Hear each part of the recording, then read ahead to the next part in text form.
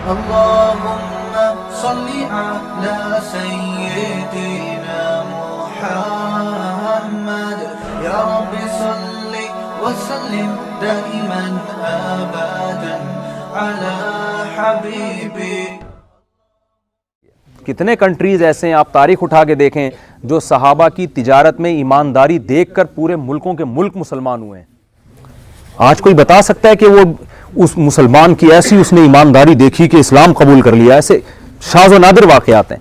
ہمارے نبی صلی اللہ علیہ وسلم نے جب پہلی مرتبہ نبوت کا دعویٰ کیا مکہ میں تو دیکھو آپ کے پاس دو عمل تھے پیش کرنے کے لیے.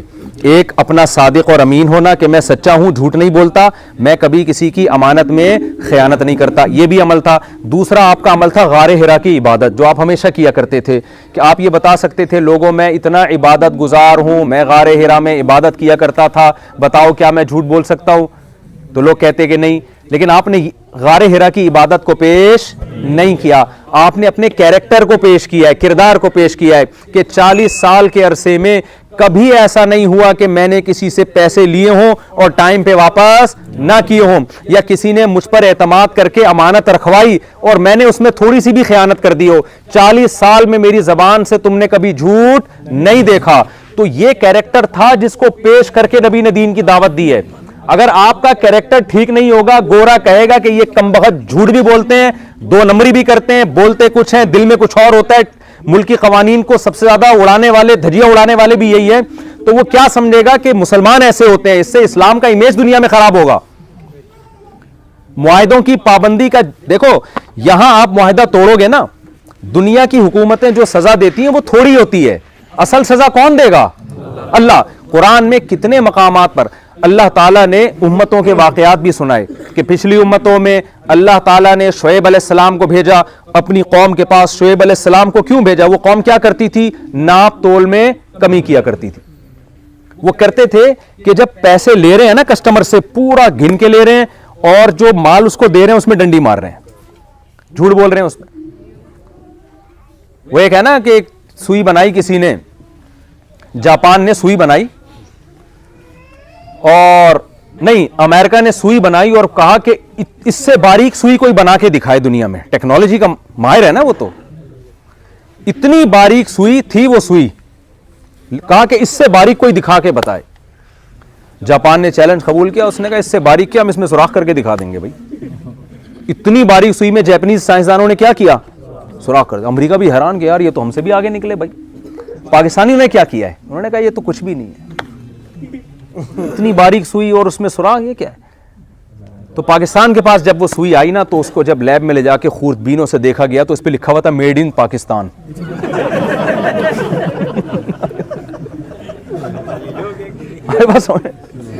تو ہماری شہرت اس حوالے سے ہو گئی ہے. وہ ممکن ہے کوئی ہمارا بیان سنے پاکستانی بولے اپنے ملک کو کیوں بدنام کر رہے ہو؟ بھائی ہم بدنام کر نہیں رہے ہیں، ہمارا یہ امیج دنیا میں چلا گیا، اب اس بدنامی کو ختم کرنے کی کوشش کر رہے ہیں. ہم کوشش کر رہے ہیں کہ توبہ کر لیں تاکہ ہماری بدنامی دنیا میں نہ ہو. ہاں تو یہی ہو گیا ہے نا، حقیقت بھی یہی ہے. ہمارے سیاستدانوں نے جو کرنا تھا وہ کیا، ہم بھی تو وہی کر رہے ہیں نا. تو ہمارے پاس اتنی پاور نہیں ہے. ہمارے حضرت فرمایا کرتے تھے فرعون نے تو بچوں کو قتل کر کے ظلم کیا، پاور میں تھا. اگر ہم اتنی پاور میں آتے تو ہم بھی کوئی فرعون سے کم نہیں ہوتے. جذبے سب کے وہی ہیں، وہ ہے ہی نہیں کچھ کرنے کے لیے، تو کیا کرے گا آدمی پھر بیٹھ کے. پھر یہی ہوتا ہے وسیم سے 50 روپے لے کے کھا گیا، ادھر سے 20 روپے لے کے کھا گیا، ادھر سے جو زیادہ بڑے سیاستدان ہیں وہ اسٹیل مل کھا گئے. پاکستان میں آپ کو پتا ہے نا کراچی میں اسٹیل مل ایک چمچہ بھی نہیں چھوڑا الحمدللہ، ایسے کھائی ہے اسٹیل. پتہ نہیں ہم سے تو لوگ ہمیں کہہ رہے ہوتے ہیں میٹھا 2 چمچے کھا لیں، ہم کہتے ہیں یار ہم سے تو 1 چمچہ نہیں کھایا جاتا، اور وہ چمچے سے مراد جو چمچے میں چیز ڈالی جاتی ہے. اور ہمارے ماشاءاللہ بعض حضرات ایسے ہیں اللہ نے ایسا پورے چمچے کھا گئے. وہ یعنی یہ نہیں کہ چمچے میں جو چیز تھی بس، جزاک اللہ، چمچے پوری اسٹیل مل جو اسٹیل کی بنی ہوئی مل ہے وہ کھا گئے پوری. تو یہ ہمارا امیج ہے دنیا میں. دیکھو دنیا میں حکومتیں جس طرح سزا ہونی چاہیے کبھی مل جاتی ہے کبھی نہیں ملتی، یہ ہمارے مذہب کا حصہ ہے. شعیب علیہ السلام نے جب اپنی قوم کو سمجھایا کہ کسٹمر کو مت ٹھگو، تو وہ کسٹمر بھی تو اسی قوم کے تھے یا نہیں تھے؟ اسی قوم کے تھے یا نہیں تھے؟ تو پتہ ہے شعیب علیہ السلام کو لوگوں نے کیا تانا دیا؟ آپ لوگ تھک تو نہیں گئے؟ شعیب علیہ السلام کو یہ تانا دیا لوگوں نے वो ये ताना दिया कि या शुआइब असलातुका तअमुरुका अन नतरुका मा याबुदु आबाउना औ अन नफ़अल फी अमवालिना मा नशा। ए शुएब, तू नमाज पढ़ता है मस्जिद में, सूफी, बड़ा अच्छा लगता है हमें, ठीक है ना, बड़ा अच्छा लगता है नमाज में खड़ा हुआ, सरदा कर रहा है, वजू करके आ रहा है, दिल चाहता है तुझसे दम भी करवाएं, तुझसे जिन चुड़ैल भूत भी हम भगवाएं, बहुत अच्छा, यहां तक हमें तुझ पर कोई एतराज नहीं। लेकिन तू जो ये हमारे कामों में मुदाखलत कर रहा है ना, कि बिजनेस ऐसे करो ऐसे नहीं करो, ये हलाल है हराम है, ये हमें बिल्कुल भी पसंद नहीं है। ये तरीका हमें बिल्कुल भी पसंद, मजहब की मुदाखलत हमारे बिजनेस में, कि मौलवी हमें समझाएगा कि ऐसे बेचो ऐसे मत बेचो, ये कस्टमर को धोखा है, ये हराम, भाई ये हम जानते हैं, लॉ को हम समझते हैं, कानून हम समझते हैं, वकील को कहां किधर कौन सी चीज घुमानी है, सही है ना, ये हमें पता है, ये आपको पता नहीं है। तो शुएब अलैहिस्सलाम ने क्या कहा, ऐ मेरी कौम, मेरा काम है अल्लाह का पैगाम तुम तक पहुंचा देना, ये जो तुम नाप तोल में कमी करते हो। और ये भी शुएब अलैहिस्सलाम ने फरमाया, इन्नी अराकुम बिखैरिन, तुम कहत ज़दा लोग नहीं हो, भूख से मरता हुआ इंसान किसी की रोटी चुरा के खा ले, बात समझ में आती है यार, जिंदगी तो बचानी है ना, बाद में कमा के रोटी के पैसे वापस कर देगा। ऐ मेरी कौम, तुम सबके पेट भरे हुए हैं, तुम सब खाते पीते लोग हो, तुम्हें क्या जरूरत है करप्शन करने की। कितनी जगह पे अल्लाह ने यह वाकया बयान किया।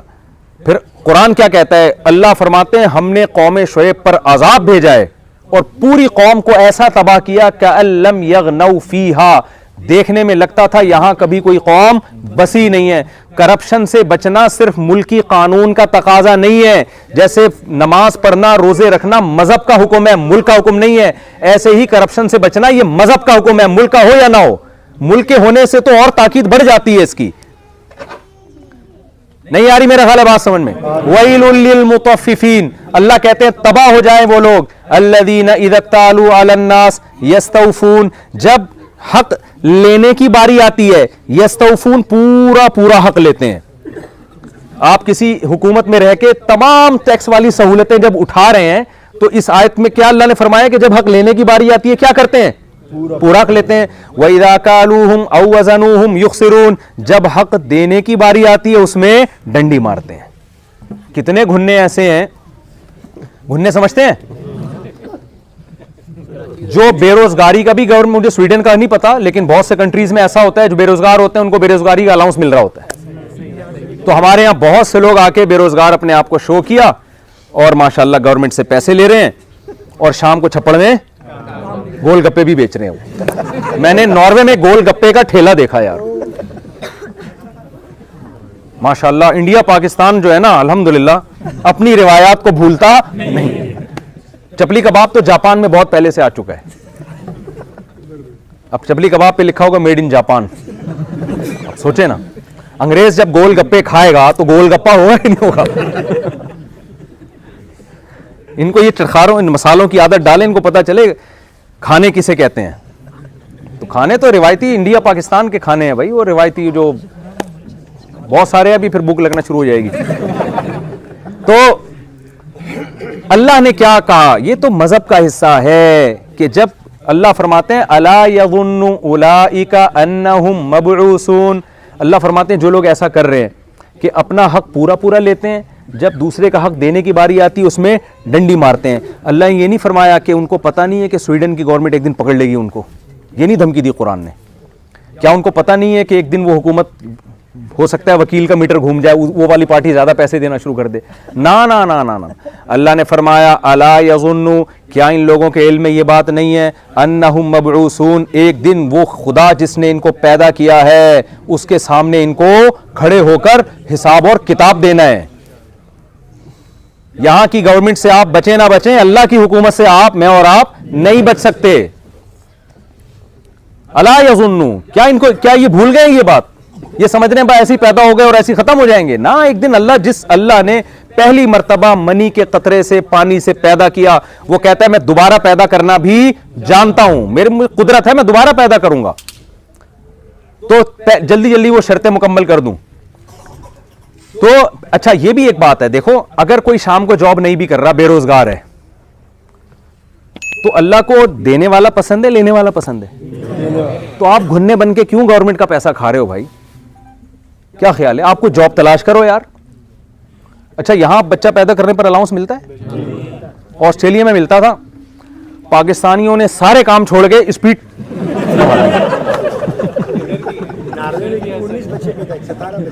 بھائی بچے تو جتنے پیدا کریں تو شریعت کی ترغیب ہے, کریں اور اچھا ہے, لیکن بچے پیدا آپ ڈبل اسپیڈ کر دیں, مگر گورنمنٹ پہ تو بوجھ نہ کمائیں بھی تو نا ان کے لیے.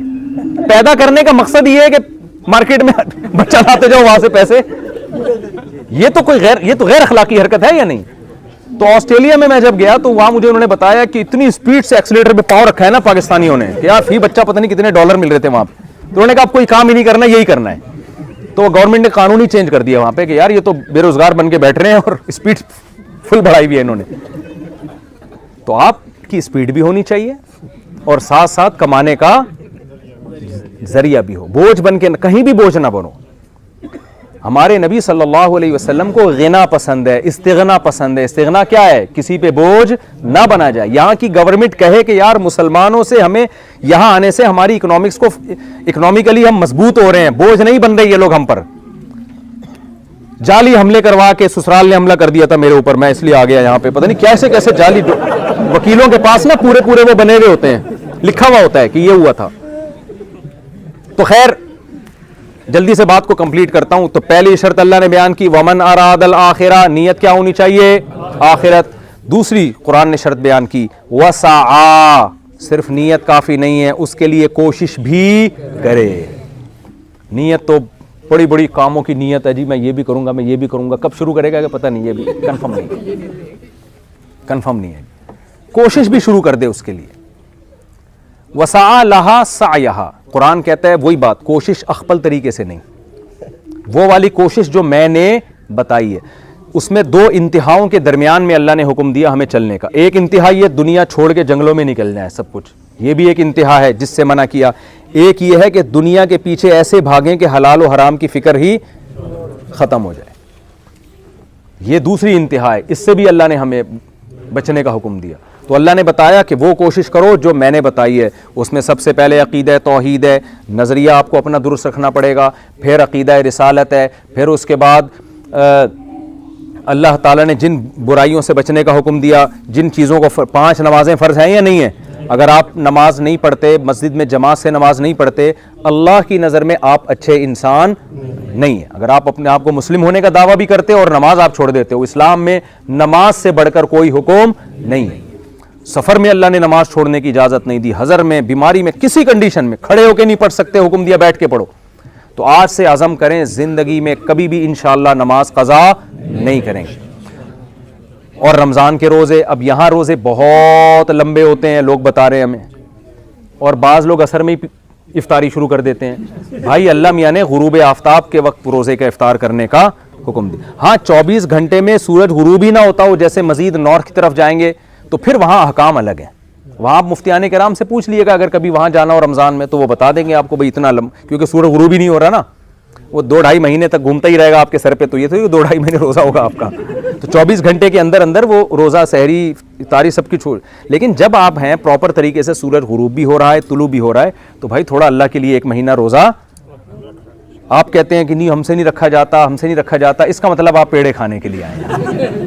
صحیح ہے نا, آپ کس کام کے لیے آئے. اور دیکھو یہ اللہ کی رحمت ہے, اگر اللہ نے گرمیوں میں آپ کا روزہ لمبا بہت کر دیا تو سردیوں میں سکیڑ بھی تو دیا ہے نا بہت. ایک طرف سے جب ٹینشن دی ہے تو دوسری طرف سے اللہ نے آپ کو آسانی بھی دی ہوئی ہے. ایک صاحب مجھے کہنے لگے ٹھکا ٹھک اتنی نمازیں یہاں پڑھتے ہیں, ہم سے نہیں پڑھی جاتی. ادھر ظہر ایک دم ٹھک کر کے اثر آ گئی, پھر ٹھک کر کے مغرب آ گئی. بھائی یہ تو بہت مشکل ہے. میں نے کہا پھر مغرب کے بعد ٹھک کر کے فجر نہیں آتی, پھر فجر بیٹھ جاؤ, جب امام مہدی آئیں گے تو پھر فجر آئے گی. اتنا لمبا ٹائم ہے, 3 بجے سورج غروب ہو رہا ہے اور صبح 9 بجے طلوع ہو رہا ہے سورج, تو آپ کے پاس تو ٹائم ہی ٹائم ہے. تو اللہ تعالیٰ ایک طرف سے اگر مشکل ہوتی ہے دوسری طرف سے کیا کر دیتے ہیں, آسانی کر دیتے ہیں.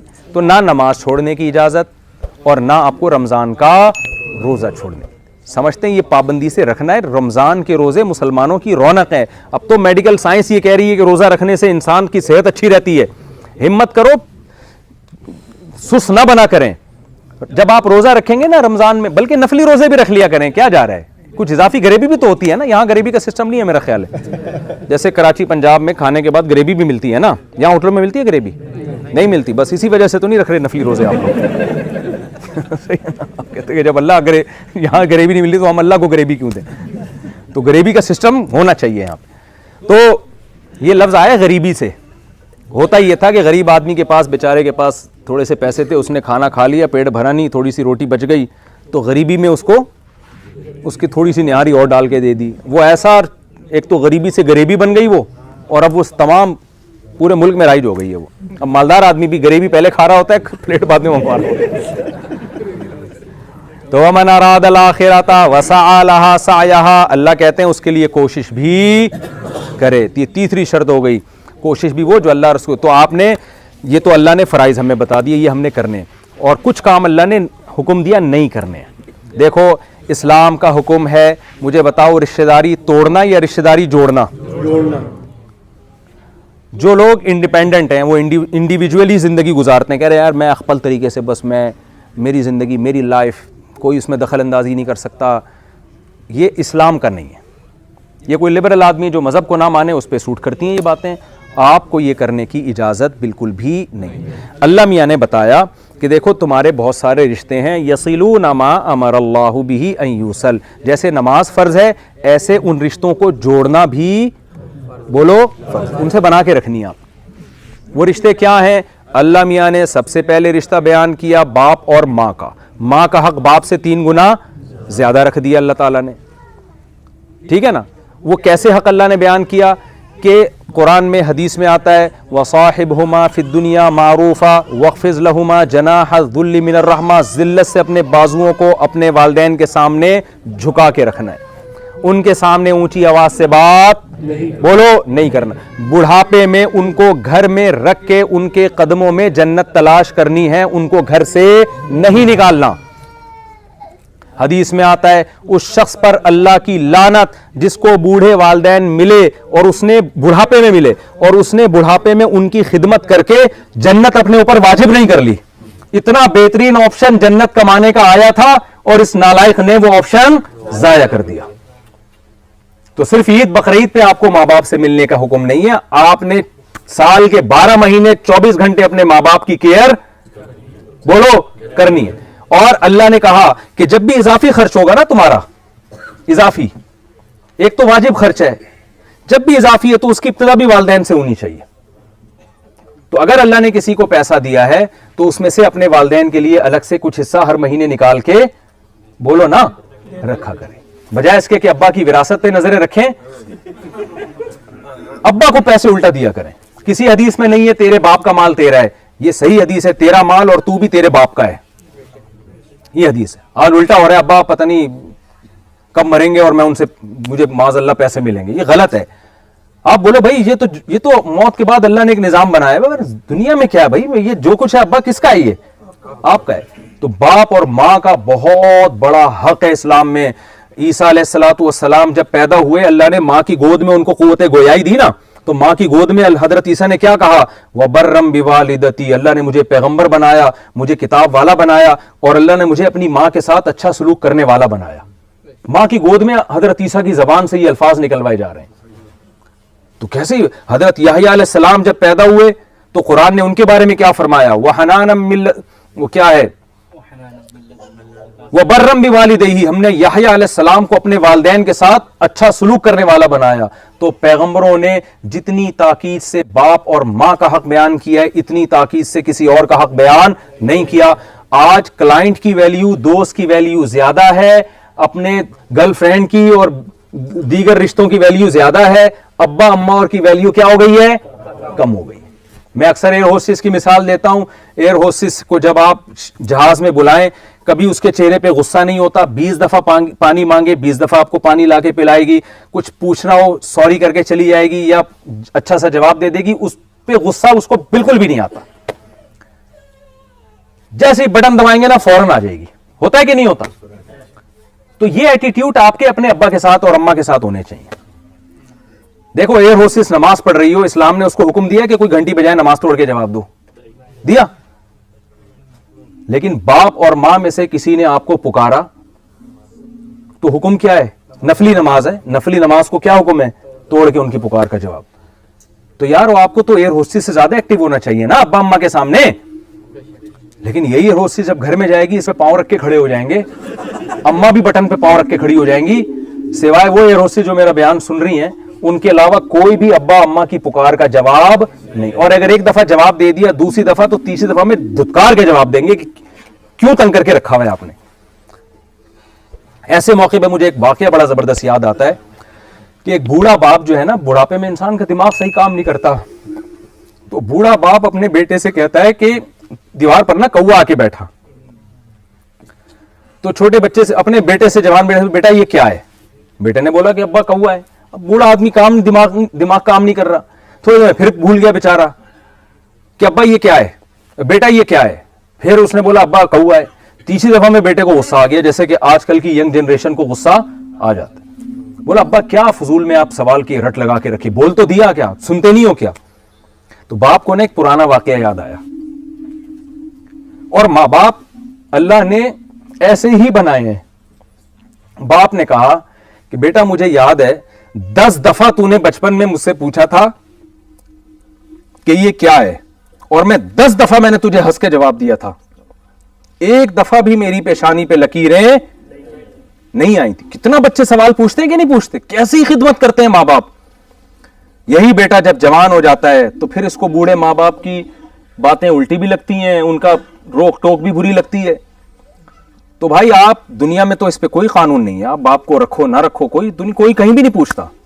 لیکن جس نے پیدا کیا ہے نا وہ قیامت کے دن آپ سے پوچھے گا کہ میں نے تجھے ان کے سامنے اف کرنے کی اجازت نہیں دی تھی, تو ان کے سامنے چیخ کر بولا کیوں؟ اگر آپ نے چیخ لیا تو توبہ استغفار کرو, اللہ سے معافی مانگو. مایوس ہونے کی اجازت نہیں ہے. اللہ نے یہ بھی کہا کہ ان تکونوا صالحین, اگر غلطی ہو جاتی ہے تو توبہ کا دروازہ کھلا ہوا ہے. یہ نہیں کہ مایوس ہو جائے انسان, لیکن آپ کو میرے بھائی اللہ کی نظر میں یہ چھوٹا جرم نہیں ہے, یہ بولو نا بڑا جرم ہے. تو اللہ نے یہ بھی حکم دیا, رشتہ داری کیا کرنی ہے, ماں باپ کے بعد بھائی بہنوں کا حق ہے. سمجھتے ہو؟ بھائیوں کی بھائی سے بات نہیں ہو رہی, اچھا بھائی بہنوں میں رابطہ بھی کرنا ہے, سلام دعا بھی رکھنی ہے, اور اگر آپ کے بھائی بہنوں میں کوئی غریب ہے تو اس کے ساتھ مالی تعاون بھی کرنا ہے. اب آپ کہیں گے یار میں اتنی مشکل سے یہاں پیسے کما رہا ہوں, میں خود رکھوں. حدیث میں آتا ہے نبی صلی اللہ علیہ وسلم نے فرمایا صدقہ کرنے سے مال کبھی بھی کم نہیں ہوتا, کبھی بھی کم نہیں ہوتا. تو یہ اللہ کے حکم ہے. لا تقربوا الزنا, اللہ نے فرمایا زنا کے قریب مت پھٹکو, آپ نکاح کرو, بر وقت شادی کرو. بھائی ما طاب لکم من النساء, اللہ کہتے ہیں جو تمہیں پسند آئے اس سے نکاح کر لو. ایک مولوی صاحب مجھے کہنے لگے محبت کی شادیاں ناکام ہوتی ہیں, میں نے کہا پھر نفرت کی کامیاب ہوتی ہوں گی. کیا خیال ہے بھائی؟ نفرت ہو رہی ہے, بری لگ رہی ہے, شادی کر لی, ایسا تھوڑی ہوتا ہے. تو محبت ہونا تو یہ تو نیچرل ہے, خود بخود آٹومیٹیکلی ہو جاتی ہے انسان کو. جب مرد بنایا ہے تو عورت کی طرف اٹریکشن ہوگی, اور یہ تو اللہ کی نعمت ہے. میں کہتا ہوں اس زمانے میں کہ آدمی ہو کے اور لیڈیز پسند آ رہی ہے اس کو, اور لیڈیز ہو کے آدمی پسند آ رہا ہے. ورنہ آج کل جو قوانین دنیا میں بن رہے ہیں, وسیم کو ستار پسند آ رہا ہے اور خاتون کو خاتون, اور یہ تو اس سے تو لوگ آگے بتا رہے ہوتے ہیں نا والدین کہ میرا بیٹا کسی لڑکی کے عشق میں مبتلا ہو گیا. میں کہتا ہوں اس کے پاؤں دھو کے پیو یار, لڑکی کا عشق ہوا اس کو, بھائی اتنا نیک آدمی ہے. ورنہ ابھی جو دنیا جس طرف جا رہی ہے کوئی پتہ نہیں آپ کی بہو میل ہی کہیں نکلنا ہے کہیں. ہاں کوئی میل بہو آ گئی آپ کے گھر میں, کچھ بھروسہ نہیں ہے جی. تو اللہ میاں نے اس میں ماں باپ رکاوٹ نہ ڈالیں اولاد کے لیے. بیٹی کہتی ہے ابا مجھے وہ پسند آئے, ابا ایک دم غیرت کا مسئلہ نہ بنائے. ابا کہیں کوئی بات نہیں بیٹا, اگر وہ انسان کا بچہ ہمیں لگا کہ انسان کا بچہ ہے وہ, تو ہم کیا کریں گے, تمہاری شادی اس سے کر دیں گے. اس میں رکاوٹ نہ ڈالیں. تو یہ بین الاقوامی قوانین کے بھی خلاف ہے, یہ ملکی قوانین کے بھی خلاف ہے, اور اللہ رسول کے قانون کے بھی کیا ہے, خلاف ہے نا. تو ان کی حوصلہ افزائی کریں اس میں. لن تر للمتحابین مثل النکاح, نبی نے فرمایا دو محبت کرنے والوں میں نکاح سے بہتر کوئی چیز نہیں ہے. تو اللہ نے گرل فرینڈ بوائے فرینڈ کے نظام کو پسند نہیں کیا, نکاح کے نظام کو. تو نکاح تو پیغمبروں کی سنت ہے. تو 3 باتیں ہو گئی کہ نہیں ہو گئی؟ چوتھی بات وَهُوَ مُؤْمِنٌ, آپ کا عقیدہ صحیح ہونا چاہیے. अच्छे काम भी करो और अकीदा क्या हो, एक अल्लाह को मानते हैं, उसके साथ किसी को शरीक नहीं करते, हम मोहम्मद सल्लल्लाहु अलैहि वसल्लम की ख़त्म नबूवत के कायल, आखिरी नबी होने के कायल, और आपसे पहले जितने पैगंबर हैं उन सब पर भी हम ईमान रखते हैं। ये अकीदे कत्ल के फैसले हो जाते हैं जब जज के सामने कोई गवाही लेके जाता है कि मैंने इसको अपनी आंखों से चोरी करते हुए देखा है, तो जज गवाहों से राब्ता करके उसको सजा देता है, या साइंसदानों से राब्ता करता है कि साइंस से साबित करो? बहुत मुश्किल है यार। हर चीज में साइंस को थोड़ी दाखिल किया जाएगा। सच्चे आदमी की गवाही का एतबार होता है कि नहीं होता? हर चीज थोड़ी, हाँ कोई ऐसी चीज है जिसका मेडिकल साइंस से ताल्लुक हो, फिर डॉक्टरों से राब्ता किया जाएगा कि मेडिकली डॉक्टर कह रहे हैं तो मुमकिन ही नहीं है। तो बहुत सी चीजें गैब की हैं, बरज़ख की जिंदगी हमने देखी नहीं है, हमने ना मर के देखा है क्या होता है हमारे साथ। तो साइंस ना इसकी नफी कर सकती है ना इसका दावा कर सकती है। साइंस यहां तक पहुंची नहीं है, उसके अप्रोच से ये बालातर है ये चीजें। तो पैगंबरों ने हमें बताया, तमाम पैगंबरों ने, मूसा अलैहिस्सलाम, ईसा अलैहिस्सलाम और मोहम्मद सल्लल्लाहु अलैहि वसल्लम, इब्राहिम अलैहिस्सलाम, सब में है कि भाई मौत के बाद खत्म नहीं होते, एक जहां से दूसरे जहान में आप ट्रांसफर होते हैं। उसके बाद फिर अल्लाह इसी में जान डाल के दोबारा अपने सामने खड़ा करेगा। अल्लाह ताला जिस खुदा ने पहली दफा पैदा किया, मिनहा खलकनाकुम, इसी मिट्टी से हमने तुम्हें बनाया, वफीहा नुईदुकुम, इसी में दोबारा मिट्टी कर देते हैं। दो कुदरत तुमने हमारी देख ली, वमिनहा नुखरिजुकुम, वंस एक दफा फिर हम तुम्हें इसी रिवर्स करके क्या कर देंगे, दोबारा इंसान बना के खड़ा कर देंगे हम तुम्हें। तो ये अल्लाह उसके रसूल सल्लल्लाहु अलैहि वसल्लम की तालीमात है। तो हमने स्वीडन में जिंदगी इन उसूलों को सामने रखकर गुजारनी है। और कभी भी देखो, कोई भी ऐसा शख्स जो दहशतगर्दी की बात करता हो, वायोलेशन फैलाने की कोशिश कर रहा हो, मुल्की कवानीन के खिलाफ इस्लाम का लेबल लगा के जा रहा हो, कभी भी ऐसे शख्स को आपने प्रोमोट नहीं करना। इसका लेबल इसमें बड़े अच्छे अच्छे लगे होते हैं, लेकिन इन फ्यूचर इस्लाम को इसमें फायदे के बजाय नुकसान है। आप यहां मुल्की कवानीन को फॉलो करेंगे, आप यहां की गवर्नमेंट को ये जब तक साबित नहीं कर देते, आपको ये साबित करना पड़ेगा कि हम आपके मुल्क के, आपके शहरियों से भी ज्यादा अच्छे शहरी हैं। उस वक्त तक आप ना यहां इस्लाम को बाकी रख सकते हैं, ना आप यहां दुनियावी तरक्की कर सकते हैं, ना उखरवी तरक्की कर सकते हैं। हर थोड़े दिन में कोई ना कोई उल्टी सीधी तहरीक चलना शुरू हो जाती है और वो इंतशार फैलाना शुरू कर देती है। लेबल सबके पास होते हैं, हदीसें भी, आयतें भी, सब आजकल जो है ना रेफरेंसेस सबके पास हैं, लेकिन इल्म की गहराई नहीं है, उमुक नहीं है। तभी तो हदीस में आता है, रुब्बा हामिली फिक़हिन गैरु फ़क़ीहिन, बहुत से लोग इल्म की बात जानते हैं, समझते नहीं है।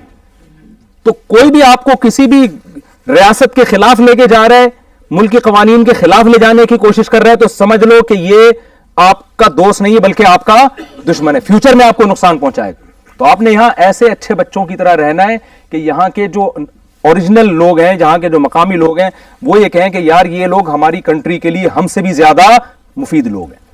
समझते हो? मैं एक छोटी सी मिसाल देके बयान खत्म करता हूं। नॉर्वे में मैंने जब बयान किया ना, तो जुम्मे की नमाज की बात आई कि यार जुम्मे की इजाजत नहीं मिल रही, तो मैंने उनसे कहा भाई आप अपने बॉस को ये कह दिया करो कि मैं 2 घंटे, 1 घंटे की छुट्टी चाहिए मुझे, एक्स्ट्रा मैं 2 घंटे लगाऊंगा इजाफी। तो तमीज से भी काम हो सकता है ना। अब आपने बॉस को कह दिया भाई हमारे मजहब में जुम्मा है, तेरी ऐसी की तैसी रोक के तो दिखाते हैं, ये स्टाइल है, तो वो तो जुम्मा क्या बाकी भी नमाजों पे पाबंदी लगाएगा, बल्कि वो आइंदा ये कानून के मुसलमान को रखना ही नहीं है। मैंने उनसे कहा यार आपका बॉस है, आपको वो तनख्वाह दे रहा है, आप उसकी फैक्ट्री में हो, आप इज्जत में, आप जितने मिर्जा गालिब से जो उर्दू में है ना, नूर चश्मी वश्मी के इंग्लिश में या फ्रेंच में या नॉर्वे में तर्जमा करवा लो और उसको एक तमीज से खत लिखो। आप बोलो कि भाई तू मुझे 1 घंटे की या आधे घंटे की भी, आधे घंटे में भी जुम्मा हो जाता है, छुट्टी दे दे और मैं इसके बदले में फ्री में 1 घंटा इजाफी दूंगा। तो मैंने कहा देगा इंशाल्लाह। तो उस पर मुझे एक साहब ने वाकया सुनाया कि हमने ऐसा ही किया।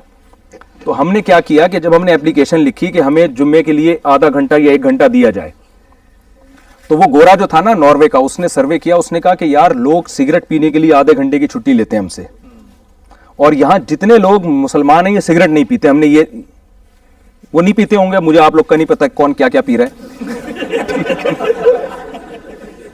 तो इमेज अच्छा गया ना उसके सामने, अच्छा इमेज गया। तो जाहिर है जो सिगरेट पी रहा है या कोई नशा कर रहा है वो कंपनी के लिए इतना मुफीद साबित नहीं हो सकता। उसको तो हर थोड़ी देर में कुछ ना कुछ चाहिए, उसको नहीं मिलेगा वो कुछ भी कर देगा वो।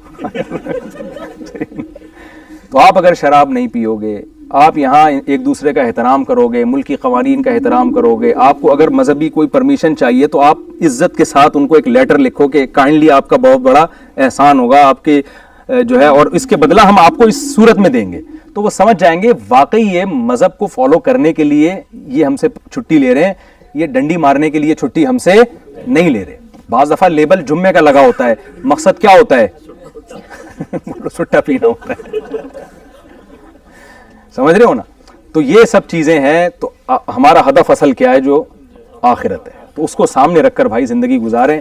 اللہ کے حقوق بھی ادا کریں, مخلوق کے حقوق بھی ادا کریں, ریاست کے حقوق بھی ادا کریں, اور اپنے حقوق بھی ادا کریں. اپنے حقوق میں یہ کہ انسان نشہ نہ کرے, اس سے آپ کی باڈی کیا ہوگی؟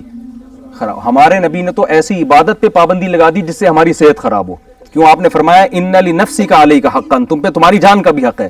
تو اپنے بھی حقوق, اللہ کے بھی حقوق, اللہ کے رسول کے بھی حقوق, رشتہ داروں کے بھی حقوق, یہ سارے حقوق ادا کریں گے تو اس سے بڑا فائدہ کیا ہوگا؟ اللہ آخرت میں بھی کامیاب اور دنیا میں.